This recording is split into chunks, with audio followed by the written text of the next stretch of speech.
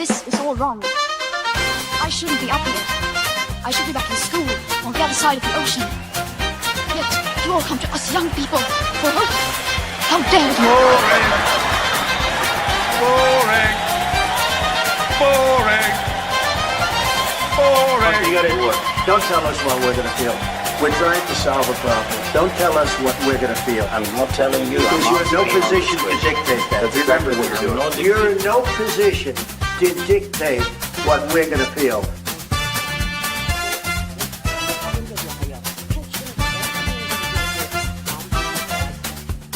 I call again for an immediate ceasefire in Gaza, the return of the sausages, the hostages. Welcome one and all. Lembit Öpik here on Lembit Öpik Live here on Unprecedented TV. Please do like and subscribe. Just put at Unprecedented TV. It'll take you straight there. Take you 10 seconds just to follow us. It helps us so much. Please do it. It doesn't cost you anything, but it does really assist us in the work that we're doing. Well, just as I'm hoping you will come to us, it seems that Labour is leaving Kier Starmer, the British Prime Minister. Oh, yes. At time of broadcast, Kier Starmer has lost his human shield. That's Morgan McSweeney, the head of staff for Starmer's operation. More than that, Morgan McSweeney was the person who pretty much made Kier Starmer succeed when it came to the world of becoming the Prime Minister in the first place. There he is, in fact. And in the background there, looking a bit like Simon Pegg, in my view, playing an ironic role. Morgan McSweeney is out. He resigned, or he was resigned, one way or another. This means that Kier Starmer is really on the precipice. The next person, the only new person who can resign to try to resolve the situation, in my view at least, is Kier Starmer himself. And even very pro-Labour papers like The Guardian in the United Kingdom have said that pretty much, or their spokespeople have said, this wasn't enough to save Starmer. The clock's ticking. It's counting down to zero. The only question is, when does it get to zero? Will it be this week, next week? Will it be at the time of the by-election in Gorton and Denton, which is near Manchester? Or will he stagger on as far as the local elections? And can he go beyond that? I'll make my prediction and then we can talk to my guest. I don't think that Starmer will make it to the local elections. Only a small extra onslaught, a slight height in the waves washing up and smashing against Downing Street's door will be enough to inundate him. I think that he's already a lame duck Prime Minister. He's not being taken seriously. He's unloading the blame for things right, left and centre. But one more big sucker punch and he'll be out. I just don't see where he continues. Now, joining me to share his view is somebody who maybe completely disagrees with me. There he is. There's Warren Thornton, the unshakable and unsinkable Warren Thornton. Good to see you. How is our man in Manila? We're absolutely fine, thank you, Lembit. And of course, we've been predicting that this sort of thing would go on. We were having a chat a while back and saying that this was going to come to light and it was all going to be getting very unsavoury indeed. And in fact, we've literally had the night of the long knives, haven't we? Or the week of the long knives, I should say, very much like Macmillan's government. McSweeney's resigned, Mandelson's resigned. And of course, you have to remember the old rule in politics, Lembit, that it is necessary to get squarely behind someone before you can stab them in the back. Well, there's Morgan McSweeney. He, if you're watching this live, then he's just walked out the door. Morgan McSweeney, a man who, and you can correct me if I'm wrong, Warren, a man who is absolutely instrumental in guiding the limited and, in my view, not very capable Kier Starmer to Downing Street. Maybe Morgan McSweeney's biggest achievement was actually getting Kier Starmer to be Prime Minister at all, because he's not Prime Minister material, is he? No, absolutely not. And you have to remember with Morgan McSweeney, he was the guy who was one of the ones who was instrumental in getting rid of Jeremy Corbyn out the Labour Party. And of course, his ties to Mandelson, he was very much a Mandelson acolyte. His ties to Mandelson are very, very strong indeed. In fact, McSweeney's wife, Mandelson was her campaign manager when she ran. Really? I didn't know Yes, that. absolutely. Yep. And so in other words, they got a bit of a problem here because McSweeney is so closely connected to against Starmer, but we'll come back to that later. Fundamentally, then, Morgan McSweeney, was he pushed or did he resign, in your opinion? It was either you resign or we'll push you out the door. You can either walk the plank or we'll throw you overboard. Was basically it. You have to remember that he's got a long list of, shall we say, people that have got into this, and of course Imogen Walker, who's McSweeney's wife. Mandelson basically ran her campaign.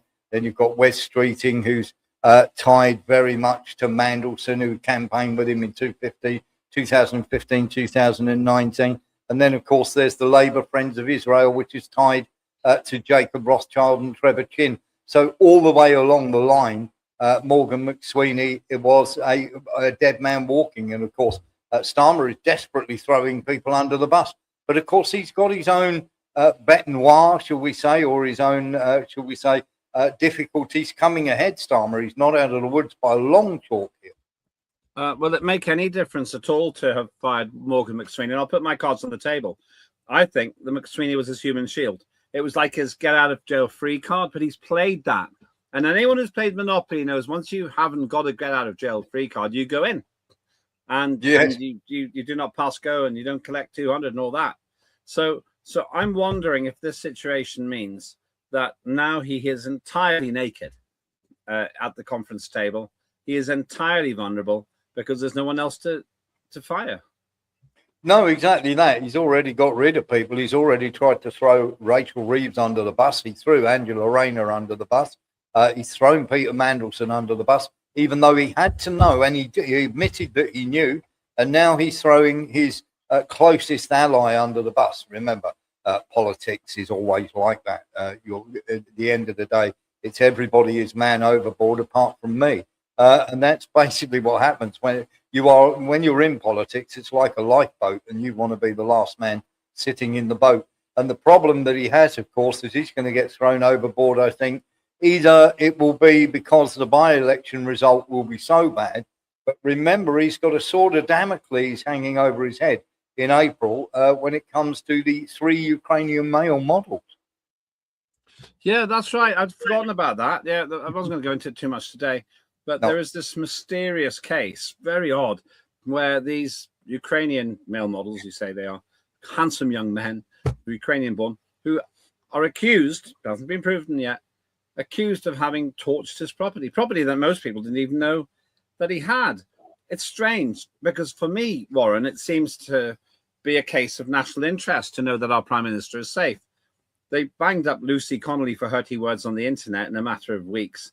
But this, as you call it, sword of Damocles, has hung over Britain, as we don't know what this was about. Was Kier Starmer in danger? I would have made this the top priority. The top priority, not the bottom one. Well, the trouble is the Epstein files have damaging Starmer even further because, of course, Epstein was known to procure models from agencies in Ukraine, Russia, and many other countries as well. To go and visit him. We won't get into that too much, but what we will turn around and tell you is that one of the Ukrainian male model or one of the Ukrainian model agencies that we have exposed as being run and Epstein used was also had at some stage has had those 3 Ukrainian men as part of their modeling agency. What, those same so there three? There is a link. Yes, the same 3. Wow. Yeah. This is just getting worse and worse. The more you struggle in quicksand, the more you sink. So that you mentioned a number of people there, but let's after the break. I want to talk about the actual scenarios about who can replace him, the problems others face. But it's worth remembering this isn't the first time that Kier Starmer's lost the chief of staff. There's a Sue Gray. Sue Gray resigned. Yes. And got replaced by Morgan McSweeney. That was riddled in accusation as well. He was accused of having essentially employed this woman and that this showed that she'd been biased in terms of her previous work as some kind of a standards commissioner. Yes, yeah, absolutely. There's a web, shall we say, of wrongdoing, would be the nicest way to put it, and of course, the whole of the Labour Party, or certainly up near the top, and many Labour backbenchers are mired in all sorts of scandals. So I don't think he can survive this. I think if he gets a bad by-election result, the clamour will be too loud. Yeah, we'll talk about that in a moment as well. So it's a deepening crisis. A lot of people say that this is typical of a lot of the coverage. Once again, if you're watching this live, then we're talking about this on the basis of what could happen. Maybe if you're watching it in the replays, or if you're watching this from the archive at Unprecedented TV, you'll know if we're right or wrong. But I just think this is now, to quote something that was said of the Titanic sinking, that is a statistical certainty. It's a mathematical certainty. He can't recover from this. Absolutely.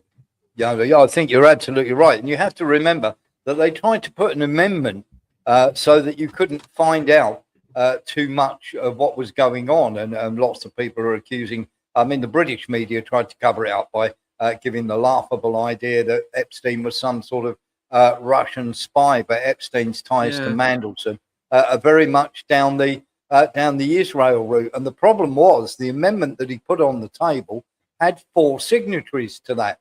And they were Darren Jones, Thomas Simmons, and Jonathan Reynolds, who, oddly enough, are all Labour friends of Israel. Yeah, well, okay. I'm probably not going to, once again, I'm not able to verify that.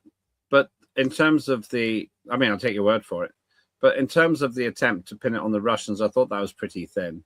Yes. I mean, it's like, yes. Oh, it's the Russians again. The Russians are coming. The Russians are coming. I spoke to this American person who said things of great concern about Russia rolling in across Europe. And I said, are you really saying the Russia's going to come and invade the United Kingdom and Paris and Germany? And the person said, yeah. Well, you kind of have to believe that if you're going to blame all of this on Russia. It doesn't in a way matter, though, so much, does it? Because the Epstein scandal keeps growing. It's like having hogweed in your garden. Once you got it, it's almost impossible to get it out because the roots go deep, form a network, and then pop up all over the place. And this is what's happening. Epstein is a man who's telling tales from beyond the grave, and no one can stop him. No, exactly that. And you also have to remember that the people who now run the Labour Party events, one of the company do that, Palantir, and of course Peter Thiel, who is very much into that sort of spy spook type thing where they look after the internet and everything else. Peter Thiel and Ehud Barak, very, very close chums with Epstein. So there's ties everywhere and tentacles everywhere. And of course, this is, in the end, this is just going to bring Starmer down. The Mandelson effect, as people are calling it. And you can go and check all this out. It's all freely available. And of course, the LFI, the conglomerate together with Jacob Rothschild, Trevor Chin, and everybody like that, is going to cause huge problems. And then, of course, you've got some Labour backbenchers who've got very shady pasts indeed, Lembit. So, and Starmer has backed all these people. Yeah, that's a big problem for him. And after the break, I want to talk about a couple of things. First of all, the Gorton and Denton by-election, which is quite near Manchester, which is causing a huge headache for Labour. And then also who might take over if and when we're right.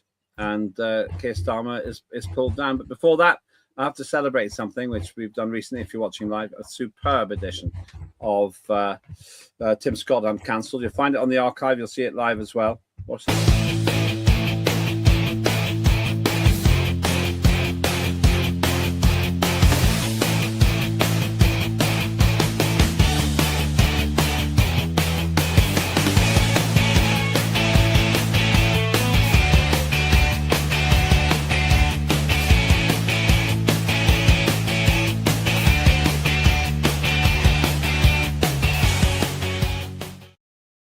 Tim Scott keeps going from strength to strength, and you'll find many of his back editions as well at Unprecedented TV. I know I said a lot, but please like and subscribe. Never realized how important it was until we really got going in earnest with Unprecedented TV. Somebody else who's earnest and with me still is Warren Thornton, an investigative journalist in the Philippines. Warren, let's talk about the Gorton and Denton by-election. Once again, we can make predictions. They'll be easy enough to check out. The front runners apparently are this bunch together with the Greens, but this is Matt Goodwin. I actually sat next to him in a dinner recently together with Lee Anderson. 26th of February. It's reckoned that Labour's doing so badly that Reform could win a seat. 50% of the vote for Labour the last time, with Reform way behind. This will be catastrophic for Labour if they lose. Yeah, absolutely. And you have to remember that they've actually turned round and done their very best, shall we say, to make sure that Andy Burnham couldn't run. Yeah. So that, of course, is another thing that's going to cause him a problem, isn't it?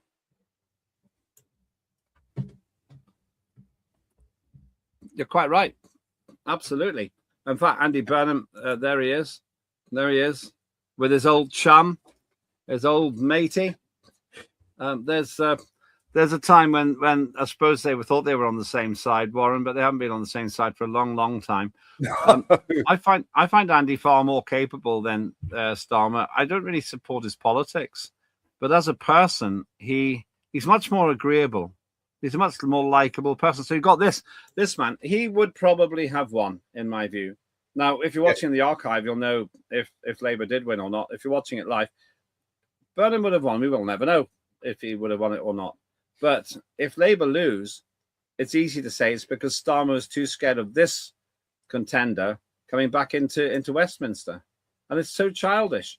So what they could have ended up with instead is Matt Goodwin in a safe Labour seat. And if you think about it, if Reform wins this one, then that pretty much means any Labour MP with less than 51% of the vote could lose. Absolutely. And the candidate that they picked, which is Angelika Stoiger, who is he's a Manchester City councillor. He's not exactly somebody. I believe she's of Greek descent. Her private life is kept very quiet and everything else, but I don't think she's going to be anywhere near a match for what is coming at her. And she's pretty much just been thrown to stand into a seat. It's almost like anybody but Andy Burnham we're going to lose anyway. Yeah, it's strange. I know absolutely nothing about her. She hasn't even registered as a flicker on my political dial ever. Probably just somebody who doesn't frighten the Starmer horses, but really it's pretty thin when you start having somebody with no track record. Compare her to Andy Burnham. Andy Burnham, who's, whether you like him or not, managed to make a pretty deep impact on northern politics, and a huge majority of people, I can't remember if it was in Labour or in the north of England or in the Manchester area, said he should have been allowed to stand. I mean, it's pathetic, really. It's pathetic that Kier Starmer was so scared of him that he actually vetoed Burnham's candidature. Yeah, well, originally, I mean, the Labour candidate that we've now got, she's originally from a place called Arta in Greece, and she moved to the UK in the 90s to study European studies and languages at Manchester University, and then she became a naturalised citizen. And then, of course, she decided during her time working in regeneration, would you believe, and equality and sustainability. So she could have run for the Greens just as much, and she put herself forward to become a councillor, and she won the election and sort of made a big speech saying she was proud of her Greek heritage, and that I am the local authorities member for transport and environment. So she's very much into sort of green policies, would very much be her sort of bag. So we'll have to see how she gets on the national stage rather than the local one now. Yeah, it's a big mistake. Of course, the Greens themselves, they're polling really well. There's Zach. There's the boob whisperer. Zach Polanski, not his real name, not his original name, sorry. who apparently used to manage to hypnotize women to have bigger breasts. But then he said he didn't do it and apologized for it all the same. And this is absolute amateur hour when people do that. Oh, no, I never did that, but I'm sorry about it. Really? It's like that's what a kid does. I didn't steal the cookies and I'm sorry, Dad. It's crazy. Yeah, so it's a bit self-styled. I want to get him on the show. I think he'd probably be great fun to interview. I think so. I mean, it's sort of like right up there with Monty Python's show, wasn't it? Where they had a man appearing on a show that claimed he could send bricks to sleep by hypnosis. I don't remember that, but they're doing well. They and Reform UK are the favourites to win. It's extraordinary. I don't know anything about the candidate, Hannah. There's another mistake, incidentally. If you are watching this, Zach, tell people the surname. Hannah isn't enough. It makes you want to say "and her sisters" for those who know the film. No idea about her, but for some weird reason, the Greens, who are, in my opinion, scientifically illiterate because they think that the minuscule contribution of human carbon dioxide to the atmosphere is driving the climate. It's ridiculous, in my view, ridiculous. But they're doing well. And I think it's partly because lots of Labour people who can't bring themselves to vote for reform would vote Green. They'll vote anyone but Labour. I mean, by the way, their name is Spencer, the Greens, Hannah. And of course, she's a councillor and a plumber.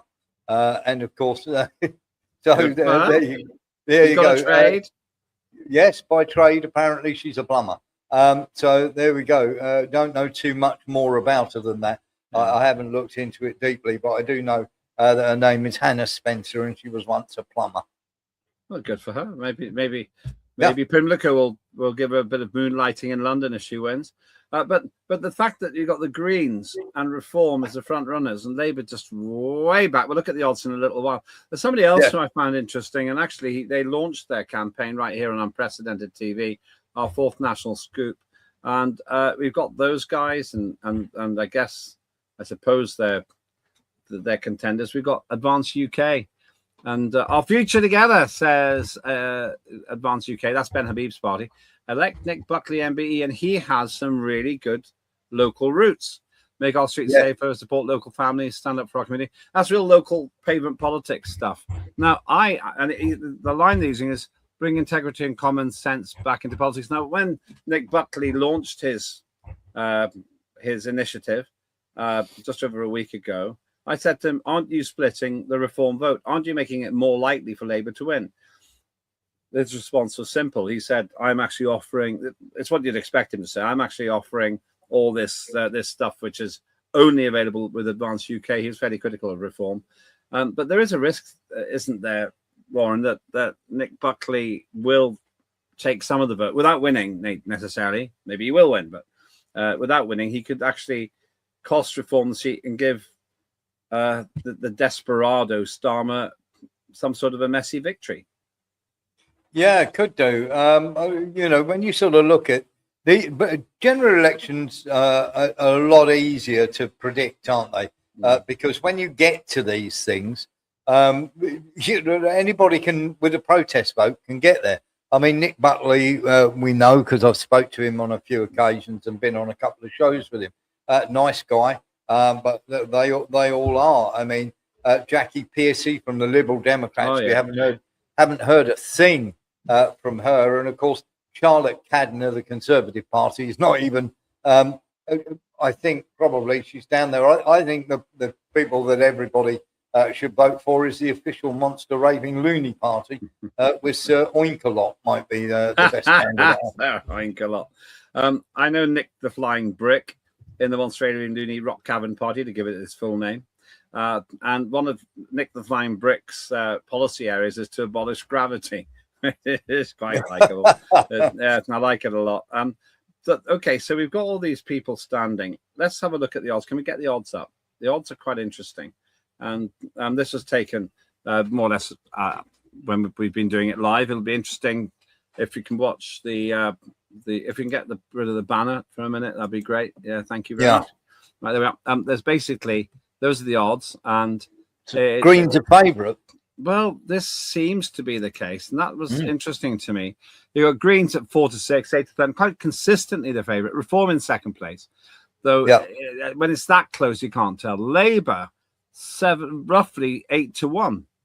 I would say that's being kind to Labour. Yeah. I'd say Labour's chances of winning that are probably more like 33 to 1. Yeah.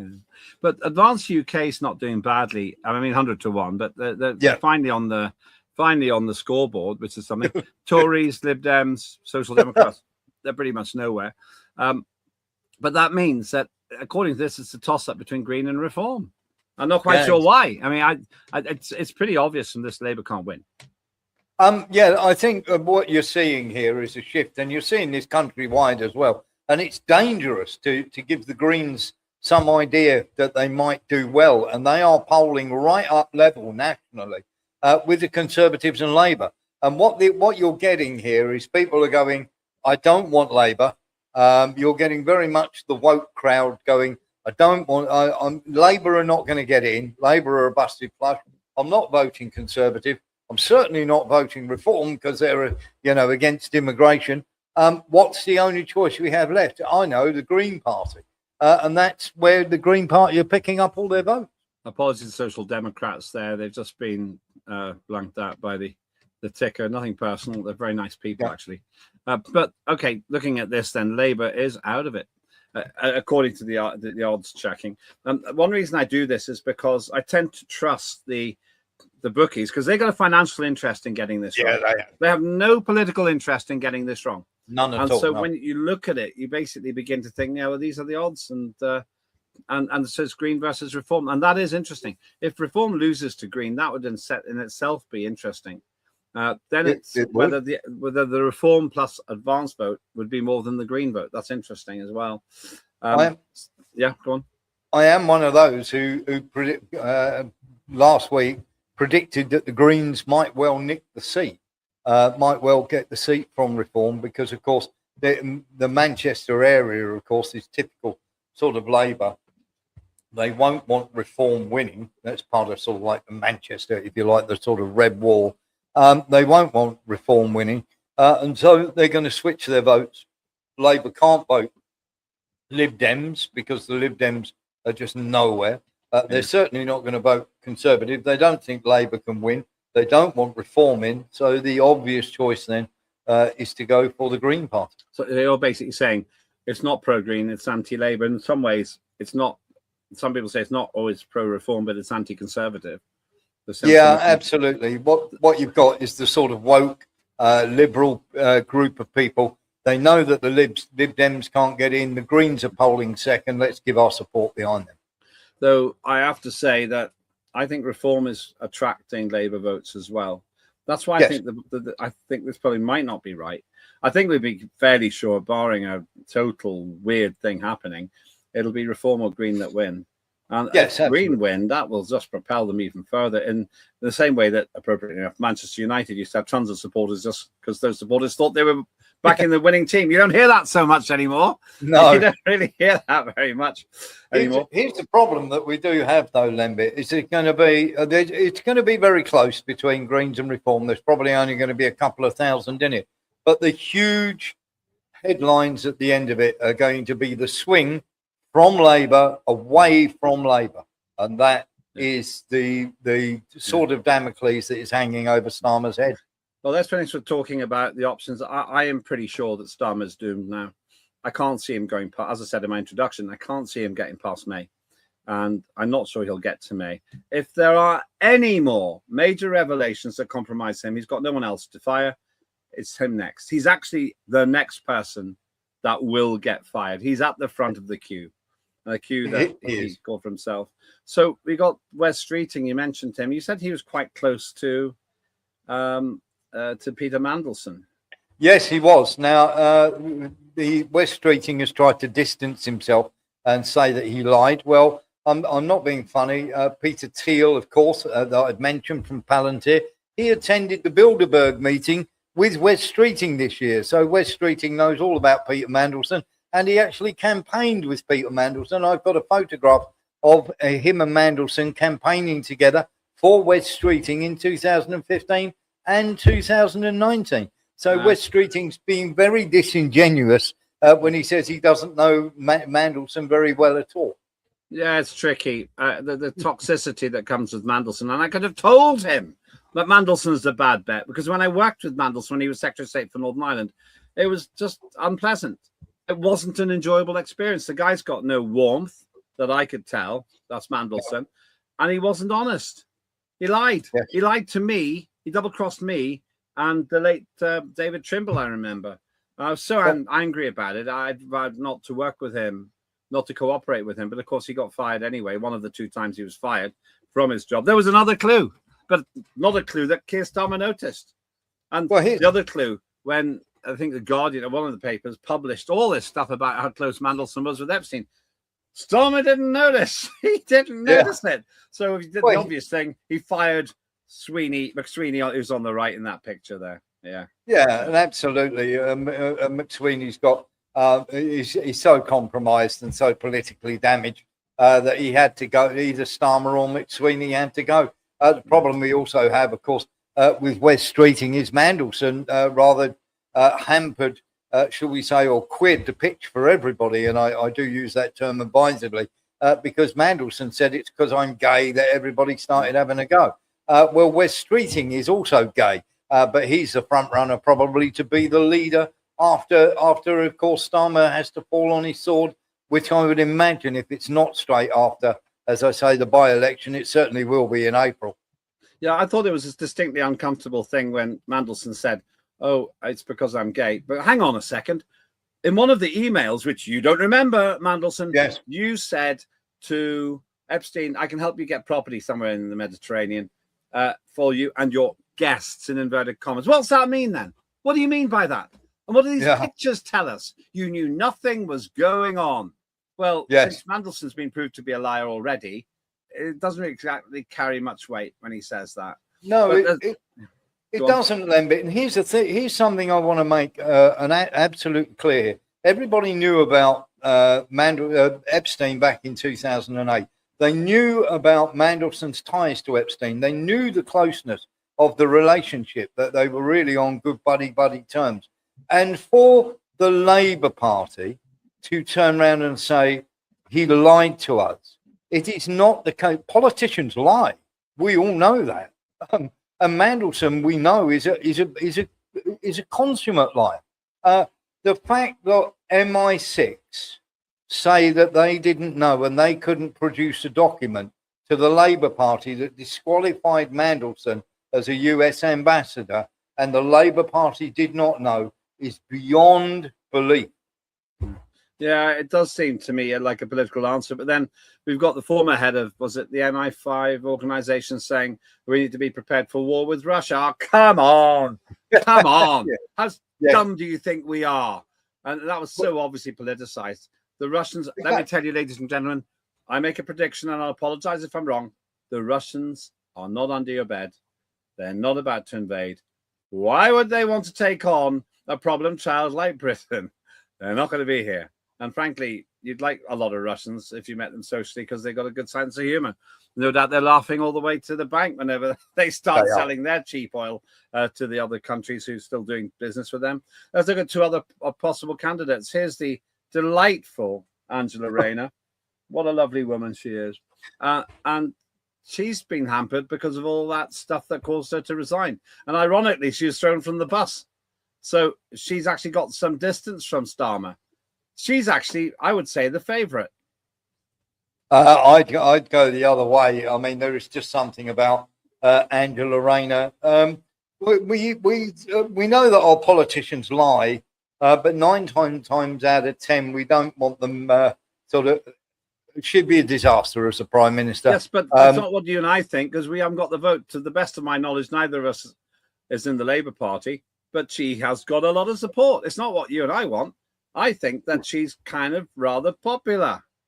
I think it would be hilarious to have it. I think she'd be a hilarious prime minister. She'd be even funnier than Starmer. You may as well pick David Lammy. I mean, she does have a.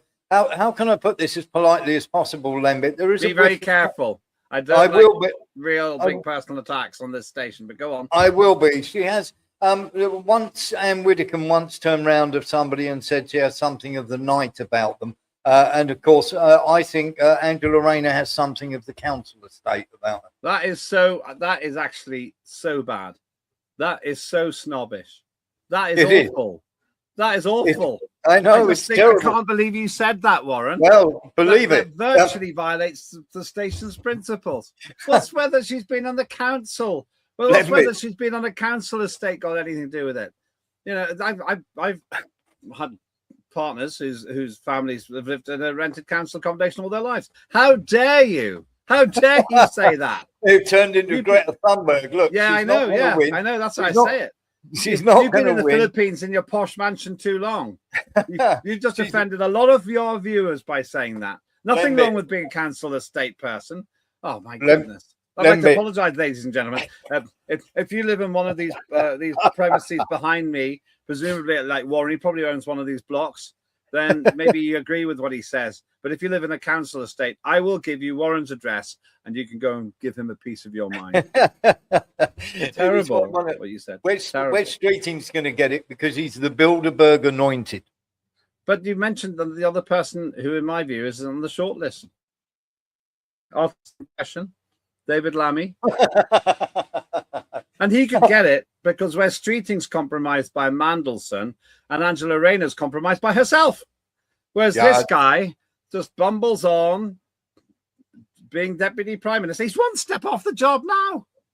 He would be another amazing appointment, wouldn't he?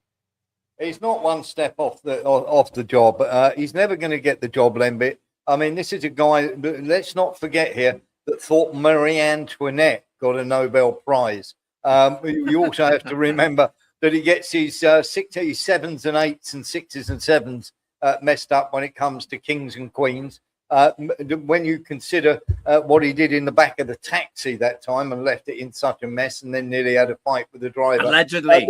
He denies it all. He denies it all. Oh, well, we've got pictures of the taxi, so he can't really deny it. The problem is that, of course, he has made all sorts of blunders on the international stage.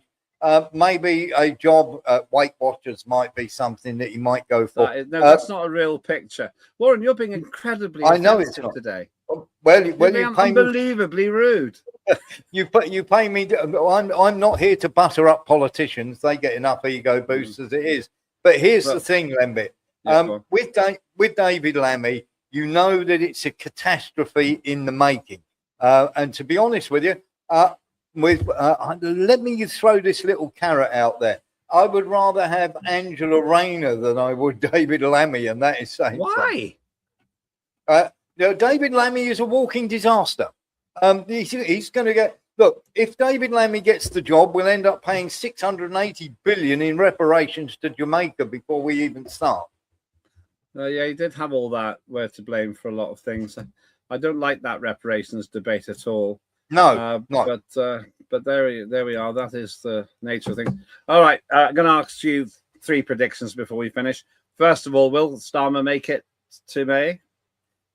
I think not, but if he does, he's a dead duck anyway.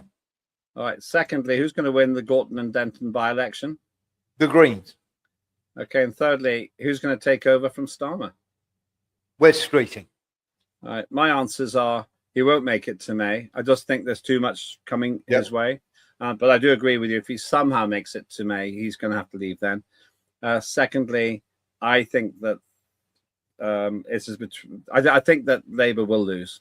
I'm not sure who's going to win. I think Labour will lose. Oh, you can't do that. You've got to make the prediction, Lembit. Reform or Green. Reform or Green. Though I think Advance will do okay. Okay. Just for the sake of devilment, reform. All right. Yay. Reform. And but I think Advance UK will do better than people think. I think they got a great candidate there. And thirdly, I think it'll be Angela Rayner. And you think it's West Streeting? This will be interesting going forward to see what happens. Yeah, absolutely. Thank you. Where can people get another dose of Warren Thornton?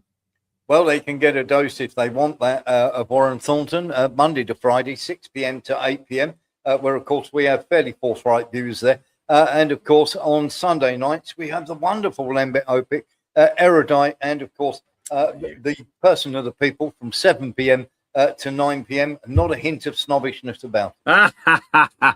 Yes, fire on you. But thank you so much, Warren. It's good to speak with you. As long as we've got family-friendly dialogue, we're really willing to live with the strong views. We don't really censor anybody here. I'll see if I can get Zach Polanski on as well. It'd be great fun talking with him. I don't have much in common with him, but I think he's quite charismatic. So you've heard it here. Various predictions. If you're watching it live, we can see in a few weeks' time if we're right or wrong. My view is simple, though, that Kier Starmer, by essentially letting his chief of staff go, second chief of staff, he's lost. He said, I can't manage this job without taking the ultimate risk, putting myself in the front line. So he's got no more cards to play. One more strike and he is out. And then we'll see who becomes the next leader of Labour and the next Prime Minister too. Thank you very much for watching. I hope you found that interesting. Apologies if you live in a council estate. We will be having words with Warren Thornton about that after the show. I can still hear him laughing in the background. He doesn't mean his apology.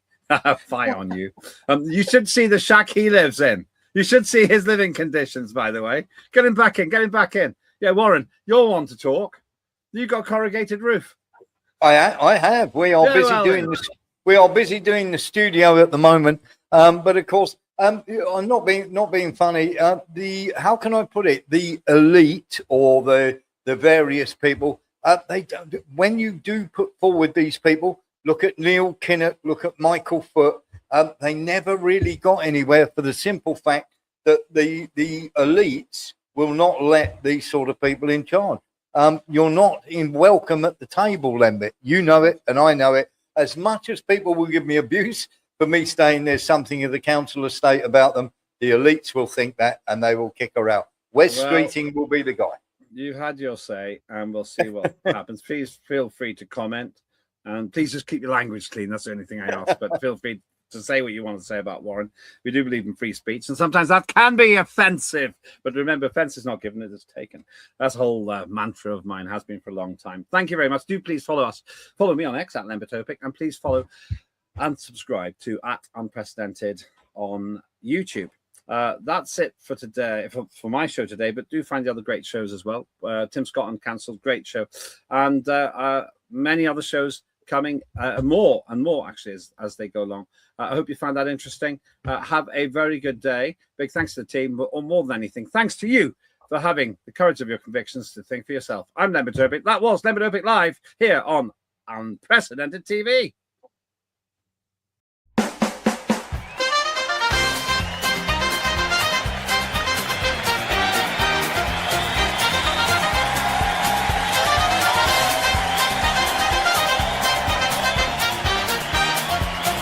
Immediate ceasefire in Gaza. The return of the sausages.